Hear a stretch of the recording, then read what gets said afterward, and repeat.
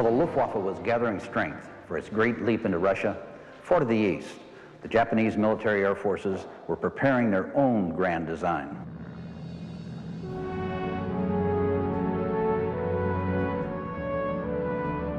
The growth of Japanese military aviation followed the general industrial growth pattern of the nation. Foreign technology was carefully copied, while an indigenous industry was established.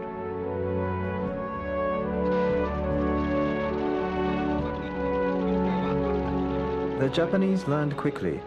Starting in 1932, a series of aircraft design teams was established.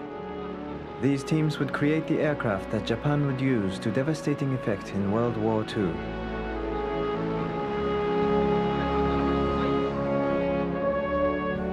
The Mitsubishi Type 96 bomber is an example of the success of the Japanese in producing original aircraft. In August 1937, the Japanese Navy used this modern twin-engined bomber to fly a 1,250-mile overwater flight to attack targets in China. This mission was beyond the capabilities of any other operational bomber in the world at the time. Like its Axis partner, Germany, Japan managed to catch the tide of aircraft modernization at exactly the right time. In a brilliant 3-year period, from 1935 to 1938, Japan created the specifications for most of the aircraft it would use to take on the Western powers. The Japanese military had quite specific design goals for their aircraft. The Navy stressed maneuverability and long range in its fighters. Long range and bomb load were the important factors for the Navy's bombers. Speed was an important consideration, but was secondary to the other requirements. The Aichi D-3A dive bomber first flew in January 1938. Its allied code name was Val. It was an all-metal, low-wing monoplane with an 840 horsepower radial engine. Its top speed was 240 miles an hour. It had a range of 915 miles.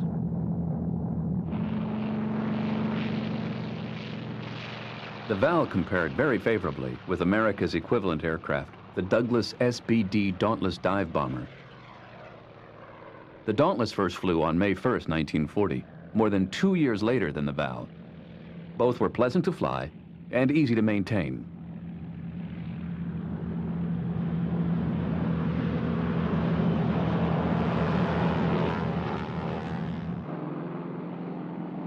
The Mitsubishi G4M1 Betty first flew on October 23, 1939.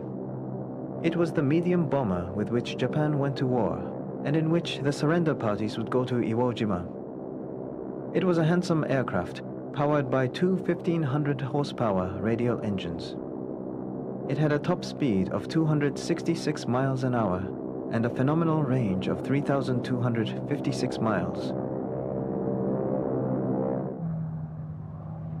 The North American B-25 Mitchell was an American counterpart to the G4M.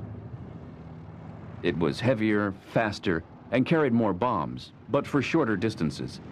With a 3,000-pound bomb load, it could reach only 1,500 miles.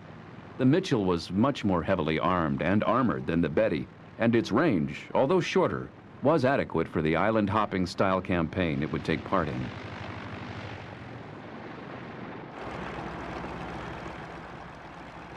The Mitsubishi A6M0 was by far the most famous Japanese fighter. It was built in greater quantities and served longer and more widely than any other Japanese warplane. The A6M2 that would attack Pearl Harbour had a top speed of 331 miles an hour. It weighed only 5,313 pounds fully loaded.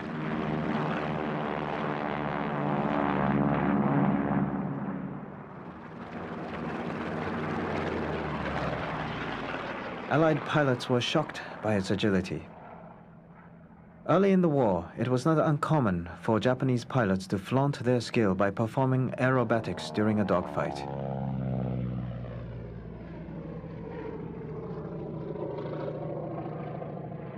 One of the Zero's most famous opponents early in the war was the P-40 Warhawk. The P-40 was heavier than the Zero, but slightly faster and much more stoutly built.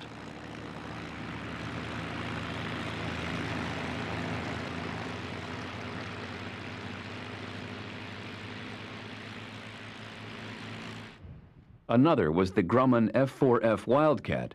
It was a little heavier than the Zero, just as fast, but not so maneuverable. It was tremendously strong. American pilots learned that it was suicidal to dogfight with the Zero. P-40 and Wildcat pilots developed tactics by which their heavy .50 caliber machine guns could chop the lighter A6M to pieces.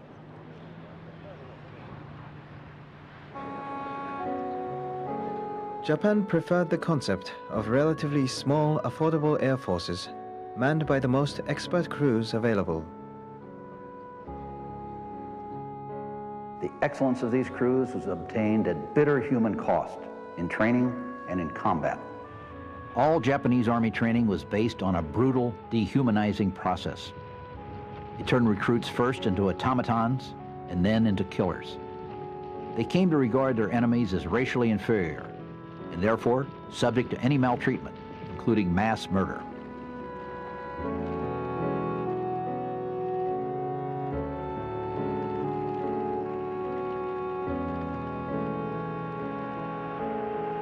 The training for Air Force programs was no less severe. It resulted in a very small, elite force of aggressive, superbly conditioned pilots.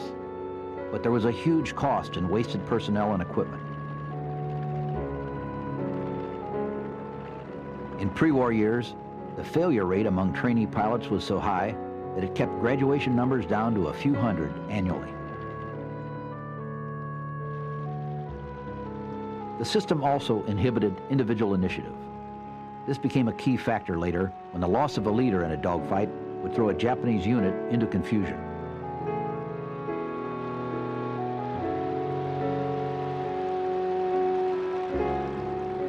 Japan assumed that it could economize on air power because it would always control the scale of the fighting. Like Germany, it would learn to its sorrow that there is nothing more expensive than a second-best air force.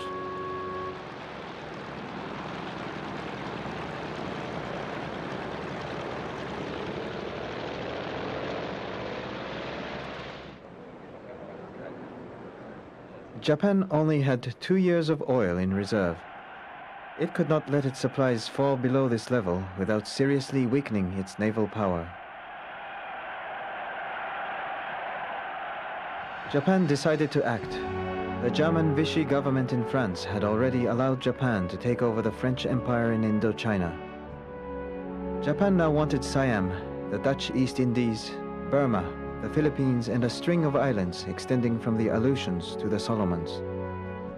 This new empire would secure Japanese oil supplies.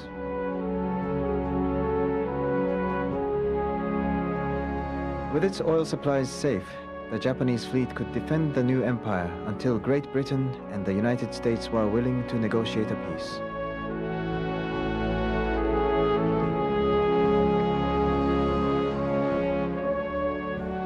The Japanese Navy was originally quite conservative.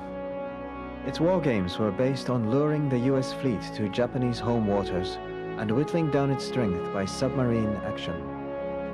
The climax of these war games was a great fleet showdown in which the Japanese battleships would sink the enemy.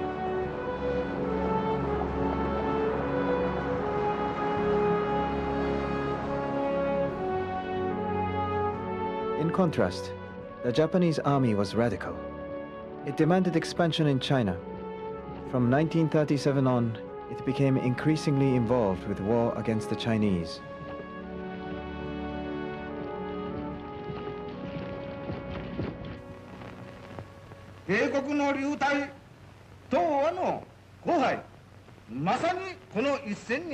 The power of the army was underlined when General Tojo Hideki became Prime Minister in October 1941.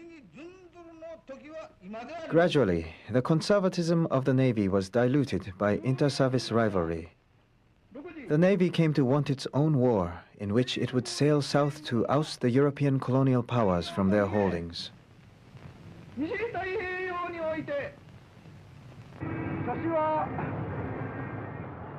But Admiral Yamamoto Isoroku, one of the greatest minds in the Japanese Navy, remained conservative. He was convinced that Japan could not win against the Anglo-Saxon powers. Yamamoto also believed that the time had come for Japanese leadership in Asia. After World War I, Yamamoto led a crusade to build carriers and procure the best in naval aircraft. He succeeded in getting approval for a separate fleet of aircraft carriers in addition to the traditional battle fleet. Yamamoto believed that if there must be a war, it should start with a surprise attack on the American fleet at Pearl Harbor. He saw to it that he was placed in command of this operation and began to gather the ships, the planes, and the leaders with which to undertake it.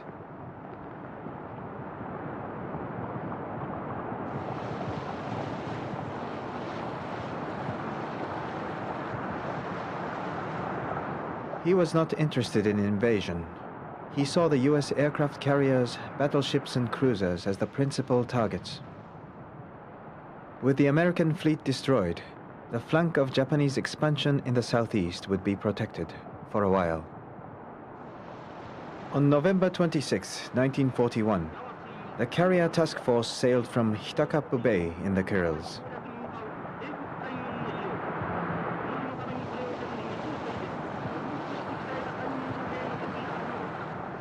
The task force commander, Admiral Nagumo Chuichi, was totally inexperienced in air operations. He was opposed to the attack on Pearl Harbor. He was concerned that the Navy was throwing away 20 years of planning to risk everything on a single attack. But his pilots were eager. They were experienced, with an extraordinary average of 800 hours flying time. There were 31 ships. 6 were aircraft carriers. There were 2 battleships and 3 cruisers. The rest of the fleet was made up of destroyers and tankers.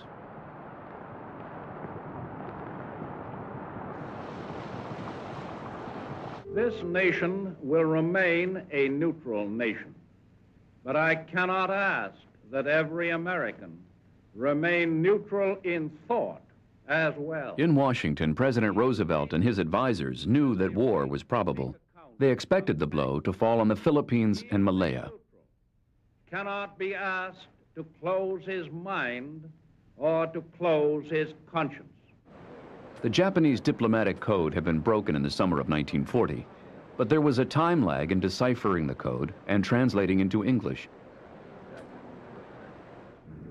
There was an air of business as usual in the military establishment. In Hawaii, life was easy, especially on weekends. There was an overwhelming disbelief at all levels that Japan would attack Pearl Harbor. On the eve of the attack, Japan's primary target, the aircraft carriers Enterprise and Lexington, sailed, taking with them the muscle of the Navy's fighting force.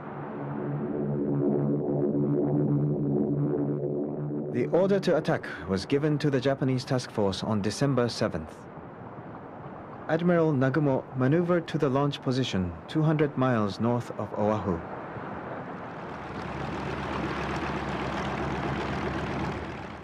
At 0600 on December 7th, the Japanese fast attack force of 183 aircraft began taking off.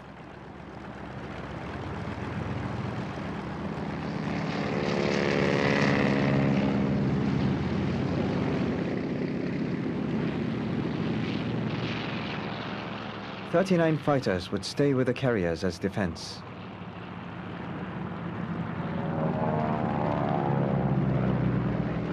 "42 fighters were assigned to secure air superiority and strafe targets of opportunity. There were 52 Aichi Val dive bombers. There were 89 Nakajima B-5N Kates. The Kate was by far the most advanced torpedo plane in the world at the time. It was a low-wing, all-metal monoplane, sleek and powerful-looking, an aerial samurai sword. By 0645, the U.S. radar stations had all picked up targets just 135 miles from Oahu, heading south. The warnings were dismissed as U.S. aircraft returning or a flight of B-17s due in that morning. At Wheeler Field, the U.S. Army had drawn its aircraft into tidy rows, to guard against sabotage. It was a fine target for the Val dive bombers. Kate torpedo planes bored in on Battleship Row from the east. Another wave of Kates came in from the west in a coordinated attack on battleships and cruisers.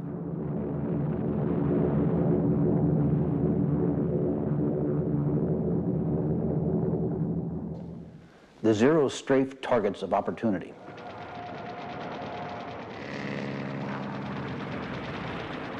Pandemonium on the ground turned into a wave of terror.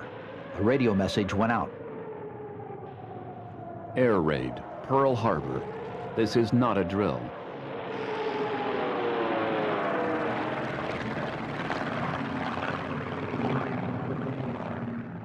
The expected flight of B-17s also arrived. The Zeros moved in. They shot down 1 and badly damaged 3. 49 level bombers came in, each with a single 1,700-pound bomb. They scored precise hits on the Arizona, West Virginia, Tennessee, California, and the Maryland.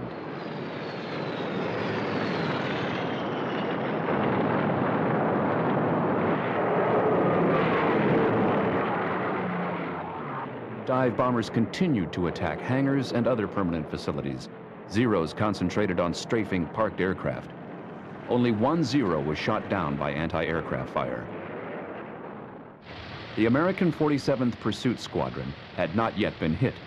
At 08:15, 5 young lieutenants began a series of sorties that would last until 1000.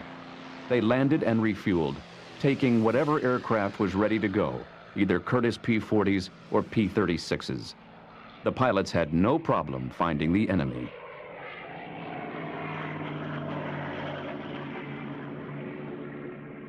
At 08:50, the second attack force struck, flying down the east side of Oahu to curve in on the same targets. 78 Vals repeated the attacks on Ford Island ships and Pearl Harbor.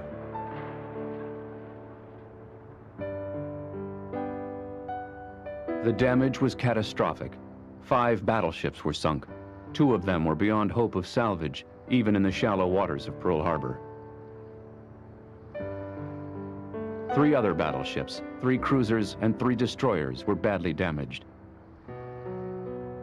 Casualties were very high. 2,403 were killed, and 1,178 wounded. Japanese intelligence officers assessed their own damage. They lost 29 planes, 5 midget submarines, and 1 fleet submarine.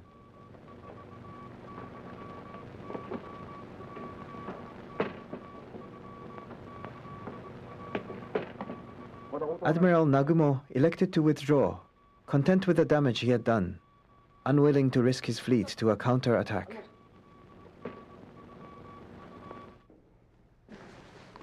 Tactically, the Japanese attack on Pearl Harbor was a brilliant military maneuver. It was carefully planned and perfectly executed. It achieved all it could have been achieved, given that the American aircraft carriers were not in port. It also shielded the massive thrust being undertaken to the south. But in strategic terms, it was fatal to the Japanese Empire. It embarked Japan upon a war it could never hope to win. In America, the attack transformed the country. It removed any indecision about entering the war. It silenced the isolationists and members of America First who wanted to keep the United States out of the war at any price. Succeed. I say we must act now. Far away on the western edge of the Pacific, the Japanese prepared to launch another attack to coincide with the attack on Pearl Harbor.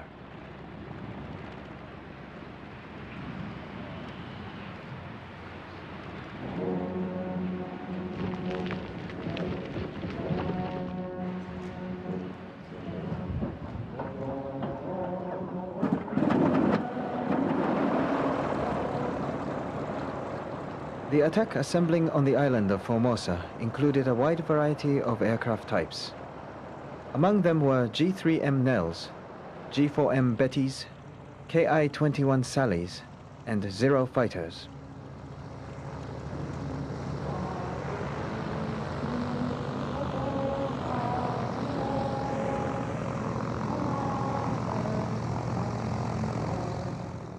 On the morning of December 8th, the Japanese took off to begin a series of attacks on the Philippines.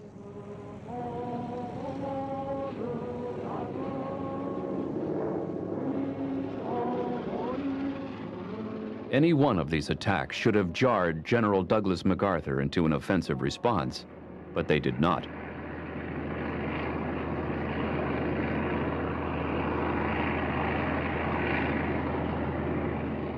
Formations of Japanese bombers and fighters arrived at Clark Field in the Philippines just as a huge assembly of American fighters and bombers was being refueled.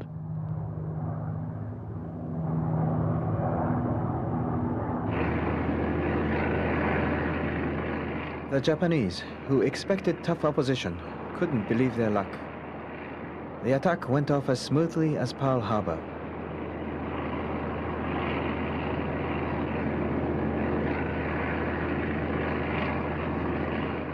There was a day of hard and certain execution of air-to-air and air-to-ground fighting by the Japanese.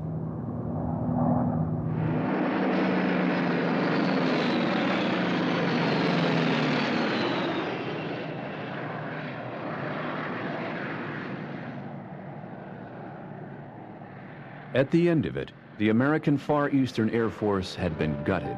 60 fighters had been destroyed. 12 B-17s had been destroyed and 2 damaged. Another 30 aircraft had been wiped out.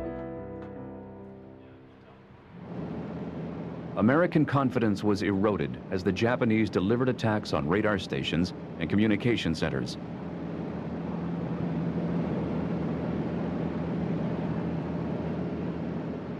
There were some individual American victories in the days that followed, but not enough to stem the Japanese. By December 16th, a decision was made to send the remaining B-17s to Australia for later use. On December 31st, most of the last of the American fighter pilots were evacuated. They had no planes to fly. The Japanese had achieved total air superiority, and their ground and naval forces moved accordingly. In the months leading up to the war, General MacArthur had announced that he would defend all of the Philippines, crushing any invasion on the beaches. MacArthur commanded a nominal force of 120,000 troops. Most of them were untrained, ill-armed militia. But the Japanese landed 107,000 troops of their 14th Army at 3 different invasion points. The harsh reality of combat against unequal odds forced MacArthur to change his original defense plans. The American and Filipino forces dropped back to defend Bataan.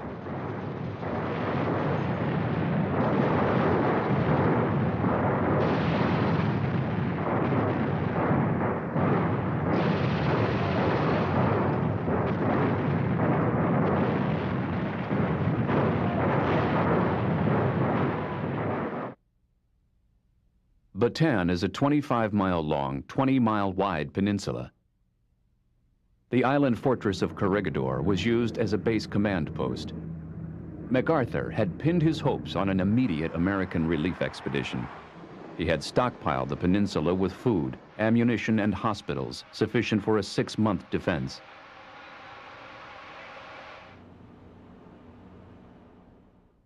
There were more than 100,000 people crowded into the area. The peninsula was also a playground for malarial mosquitoes. Both armies were soon infected. The Japanese fared worse than the Americans. Their medical system was, and would remain, primitive.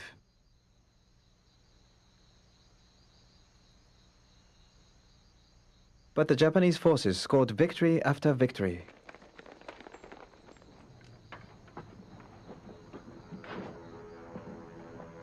The defenders of Bataan held on until April 9, 1942. They were unaware that the Japanese forces facing them were almost exhausted and would not have been able to resist a counterattack. Sometimes Corregidor was hit by 16,000 shells a day. The fortress surrendered to an invasion force on May 6, 1942. General MacArthur had already been ordered to evacuate to Australia. His successor on Corregidor, General Jonathan Wainwright, was forced to order a general surrender throughout the Philippines.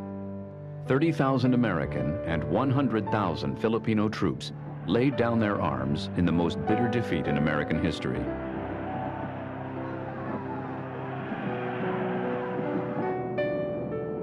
British air opposition in Malaya was weak and quickly brushed aside. Japanese high-level bombers systematically attacked the fortress of Singapore. Dive bombers were brought in to quell any British counterattacks.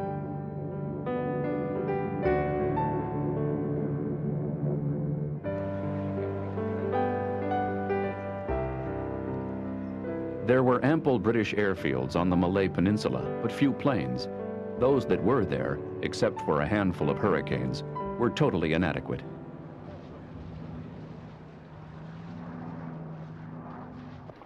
The Japanese flowed down the Malay Peninsula, bypassing British roadblocks and using air power to overcome any genuine strong points.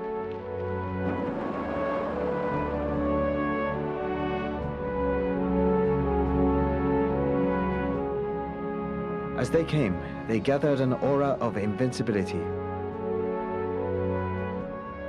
On February 15, 1942, the 70,000-man garrison of Singapore surrendered. It was the greatest, most humiliating defeat in British history.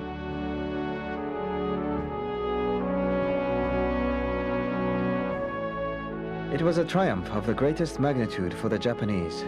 They had put only 35,000 men into combat in the theater and had already lost almost a third of their force, killed or wounded.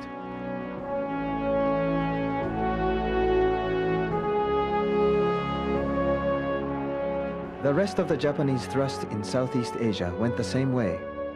Quick eradication of opposing air power, followed by a relentless push of ground forces.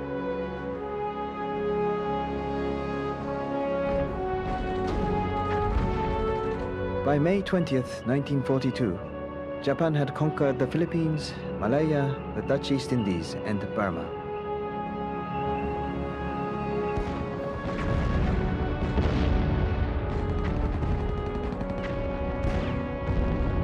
They had seized Wake Island, Guam, and a host of smaller islands. 20 million square miles of territory had been added to the Japanese Empire. Yamamoto had indeed run wild, far faster than his most optimistic schedule. His country settled into a euphoria called by more sober Japanese, the victory disease. The effect was similar to the euphoric malaise that gripped the German conquerors after their victory in the West. Time was wasted, and leaders at every level began to focus on honors and celebrations rather than the next victory. During the first 6 months of 1942, the Allied air effort in the Pacific would be borne by two widely disparate elements. The first was carried out in China by Claire Chennault's famous Flying Tigers.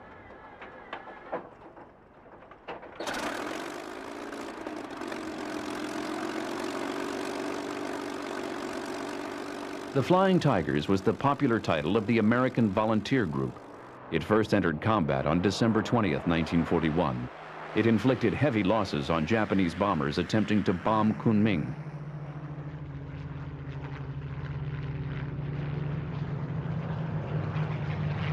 The Tigers were equipped with obsolete Curtiss P-40s. They were manned by volunteers released from active duty with regular U.S. forces.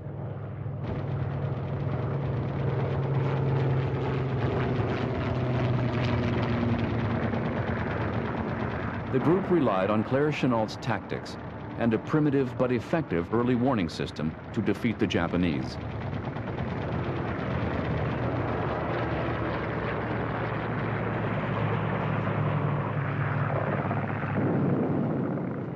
Chennault was the renegade champion of fighter aviation in the Army Air Corps. He had been thrust out of the service because he was too insistent on ideas running counter to the popular wisdom. He was wise in the ways of the Japanese. He trained his pilots always to use two plane elements in hit-and-run tactics. These tactics capitalized on the P-40's advantage in level flight speed and its vastly superior diving capability. The P-40s were strongly built. Their heavy firepower blew the fragile Japanese bombers into pieces. Chenault and his men gave a boost to Allied morale at a time when there was nothing but bad news to be found on every front. On July 4th, 1942, the American volunteer group was disbanded. Many of its members were absorbed into the United States Army Air Forces. They had established a firm tradition of flying, fighting, and winning.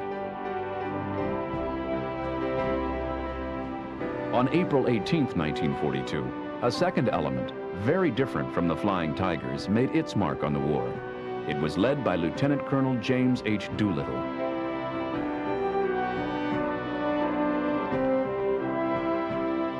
In a daring move that risked the invaluable aircraft carrier Hornet, Doolittle planned to use 16 modified North American B-25 Mitchells to strike against Japan.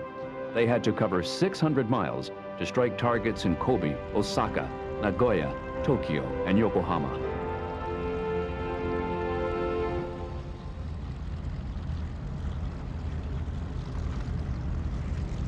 Doolittle knew full well that it was only a token raid.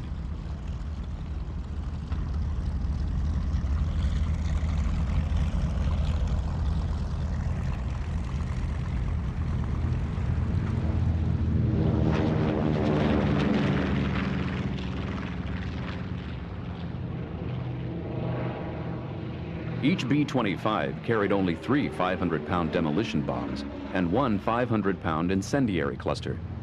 The object was to shake Japan's morale and at the same time raise America's. The raid achieved total surprise. No B-25s were shot down, but all were lost. 15 crews had to bail out or crash land. One aircraft made it to Vladivostok, where the Russians in turn did, and the crew. 3 crew members were killed in crash landings. Another 8 were captured by the Japanese and tortured and interrogated. 3 of them were executed as examples.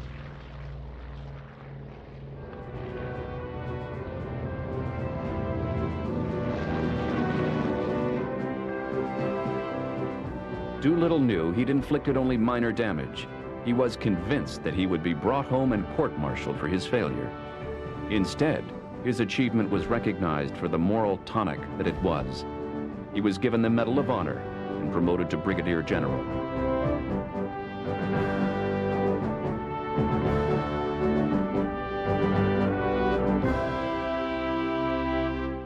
Jimmy Doolittle's attack had another unforeseen and far-reaching effect. It was obvious to the Japanese that the U.S. fleet was still a threat and must be destroyed. Yamamoto knew that aggressive action was necessary to keep the British and American fleets off balance. As a part of the overall thrust to the east, Yamamoto had decided to take Port Moresby in New Guinea as a base for an attack on Australia. He would take Tulagi in the Solomon Islands as a staging base for further operations. The British and the Americans were determined to contest the Japanese advance on Port Moresby. Fleet Admiral Chester Nimitz was a quiet gentleman who drove himself hard.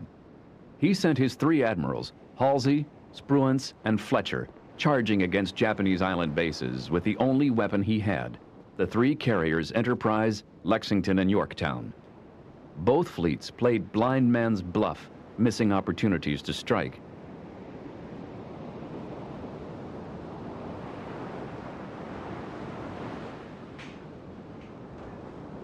On May 5th, scout planes from both fleets located each other. The sightings were the opening jabs in what would become a slugfest between airplanes. It was a historic event, the world's first aircraft carrier battle in which no surface ship would see an enemy vessel.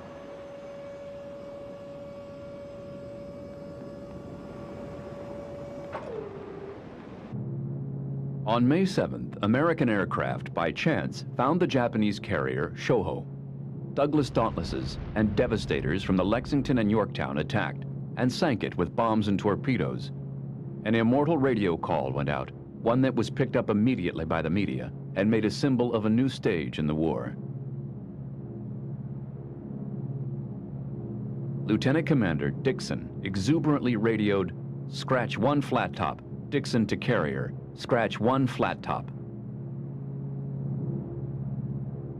The Japanese counterattacked, launching 27 torpedo planes and level bombers. They ran into Admiral Fletcher's Combat Air Patrol, and in a dogfight lost 7 planes, compared with 3 for the Americans.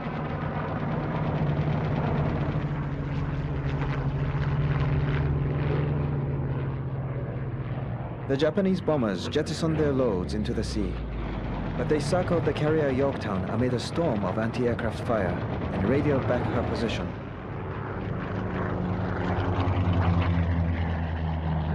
"14 of the surviving Japanese planes were lost at sea on their way back to their ship. The next day, both fleets were brought under observation by 0815. The Americans got off the first strike. By 0915, they had 75 aircraft in the air.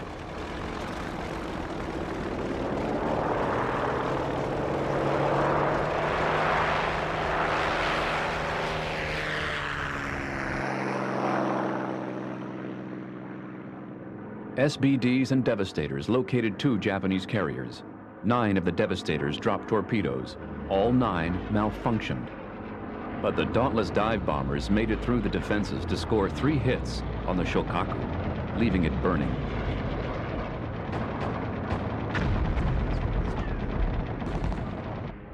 By 1100, the Japanese had begun a devastating attack on the Yorktown. The Yorktown was blasted by an 800-pound bomb that penetrated 4 decks and killed or wounded 66 crew members.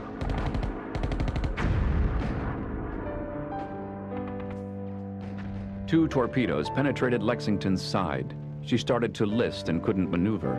More torpedoes and bombs were delivered.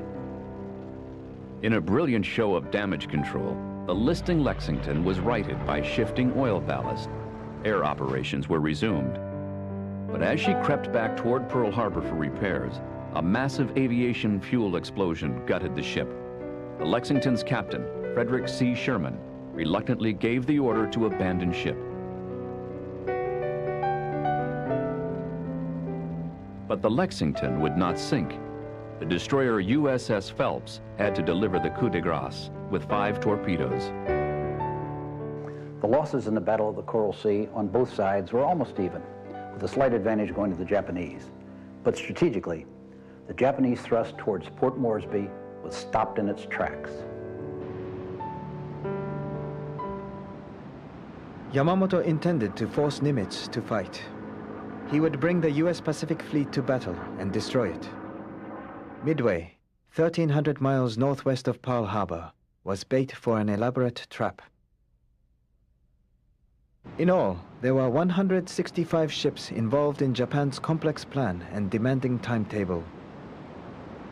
The carrier striking force was to smash Midway Island's defenses and then defeat the American Pacific Fleet. In the meantime, the military occupation force was to seize Midway Island and convert it into a Japanese air base. Yamamoto commanded the largest fleet ever assembled in the Pacific, but he dispersed it so widely that its parts were vulnerable. The Japanese still believed that their codes were secure. They also believed that Nimitz had to be lured to fight. In fact, he was ready to let fly. Nimitz and his staff did not have complete information on the Japanese intentions, but they had enough to take immediate countermeasures. These included the reinforcement of Midway Island and the incredibly swift return of the repaired carrier Yorktown to combat. The Yorktown, the Enterprise, and the Hornet would make up the carrier striking force.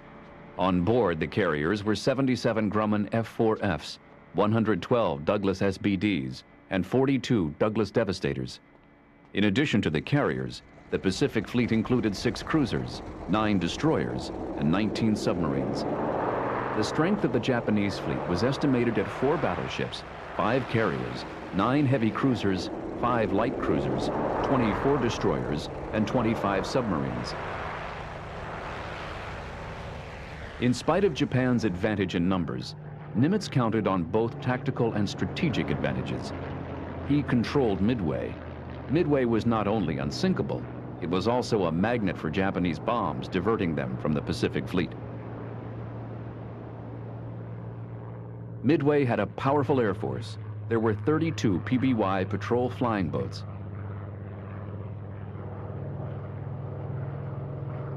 By June 4th, Nimitz had 105 aircraft on Midway, with 141 officers and 2,886 men.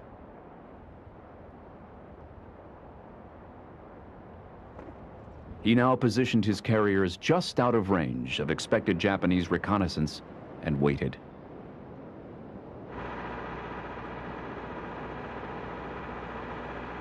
At the same time, American Task Force 17 was steaming southwest. It arrived at a point 202 miles north of Midway, within striking distance of the Japanese fleet. It was ready to launch at 0430. The Japanese Admiral Nagumo was unaware of the presence of the American ships. He struck first at Midway with a force of 108 airplanes, 72 Kates and 36 Vals. Unknown to the Japanese, a consolidated PBY had spotted 2 of the carriers and radioed their position to Midway. Aircraft erupted from the Midway runway, some to save themselves from attack, others to defend the island. At Midway, the Japanese bombers destroyed some buildings and oil tanks, but it was not decisive. A second attack would be necessary.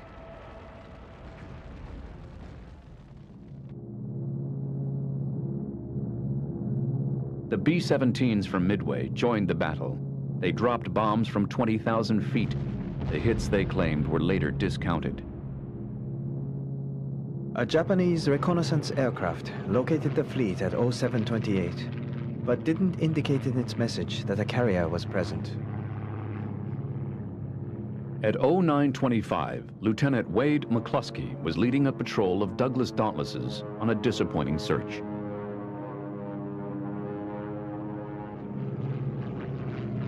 He had reached the spot where the Japanese fleet was supposed to be, only to find empty sea.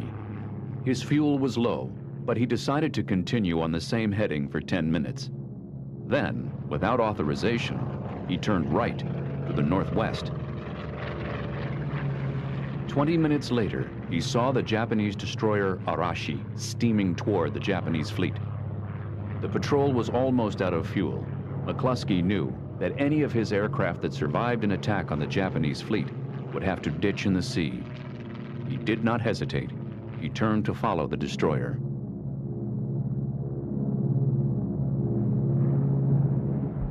There were ineffective attacks on the fleet by SBD Dauntlesses and Vought Vindicators from Midway. 8 SBDs were lost to the deadly Zeros.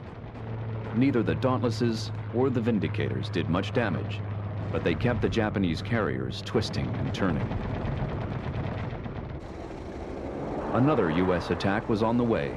117 aircraft, Dauntlesses, Devastators, and Wildcats from the carriers Enterprise and Hornet. It was a desperate mission, almost at the limit of the aircraft's combat radius. At 0917, Admiral Nagumo turned to launch a strike against the American fleet. His decks were littered with aircraft, changing armament and refueling. At 0925, 8 Douglas Devastators, without fighter escort, attacked the Soyuz. They flew into a whirlwind of anti-aircraft fire and Zero bullets.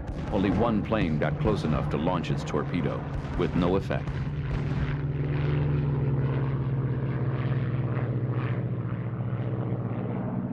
Five minutes later, another 14 Devastators attacked. 10 were shot down.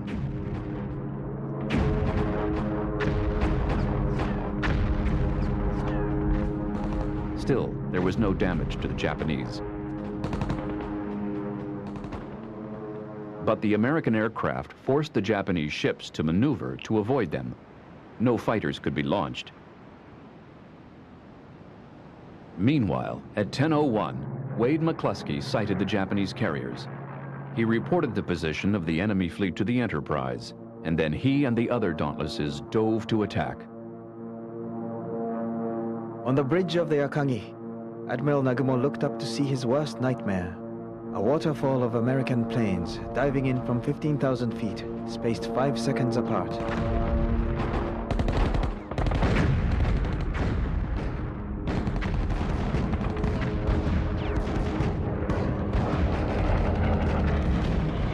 Explosions sent a raging fire storming through the Kara. It sank, with 800 men trapped below decks. More Dauntlesses arrived from the carrier Yorktown. Their target was the carrier Soryu. They placed 3 1,000-pound bombs evenly along the deck. Admiral Yamaguchi Tamon launched a counterattack against the American carrier Yorktown. 7 valves from Yamaguchi's carrier Hiryu got through the Yorktown's defenses. Direct hits from 3 left the Yorktown dead in the water, burning fiercely. A second attack followed up. 2 torpedoes hit the Yorktown. Her rudder was jammed and she was listing badly. But just as that attack was occurring, a patrol from the Enterprise sighted the Hiryu. 25 dive bombers were dispatched to attack. Within 30 minutes, another 16 were on their way. The first bombs missed, but 3 from the last few dive bombers penetrated her deck.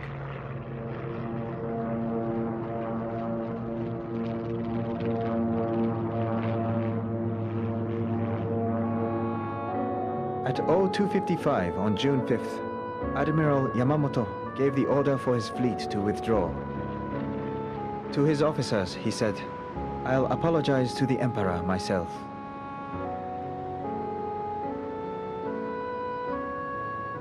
Yamamoto knew that the first naval defeat in 350 years had turned the tide against his homeland.